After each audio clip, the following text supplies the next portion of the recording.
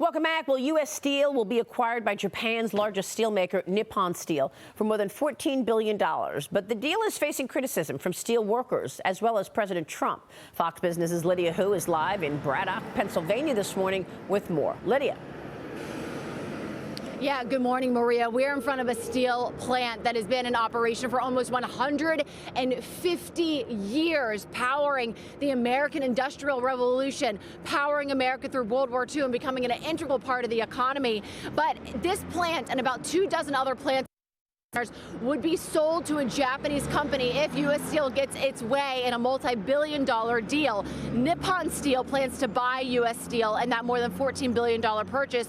And since talks of selling U.S. Steel were first made public in August, shareholders have certainly seen a boost, but the steelworkers are outraged. We talked with members of the Steelworkers Union who worry about their jobs and their future under a foreign company. Watch here.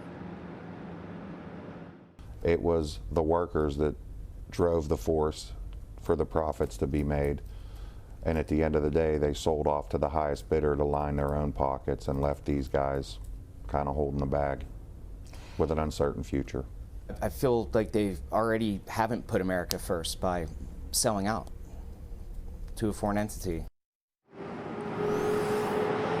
Now, U.S. Steel said in a statement, Nippon Steel's investments will strengthen the American steel industry for the benefit of American customers, employees, and communities. Meanwhile, Nippon Steel is pledged to honor the union's collective bargaining agreement, promising no layoffs or closures. But concerns about the sale are reverberating across Washington and on the campaign trail. The White House has said that President Biden wants serious scrutiny of this deal, whereas former President Donald Trump has said he would block this merger. He talked to you about this in an interview on Sunday Morning Futures. Watch here.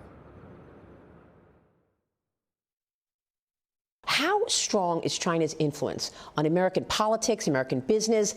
Is it possible to decouple, or is it just tariffs the way you dealt with it? You used tariffs and sanctions against China. I want to get along with China. I think it's great, but they've really taken advantage of our country, and we turned it around. We put big tariffs on steel. I saved the steel companies, and now Japan is buying U.S. Steel. U.S. Steel. You know what a name that is? That's the most important name.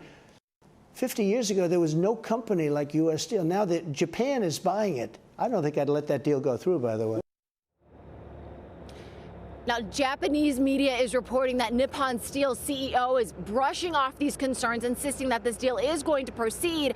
But U.S. Steel did disclose in its recent annual report that litigation and union grievances and disputes could possibly or prevent the merger. We're going to follow every twist and turn. Maria, back to you. All right, Lydia, thank you. Important story there, Lydia Hu, this morning.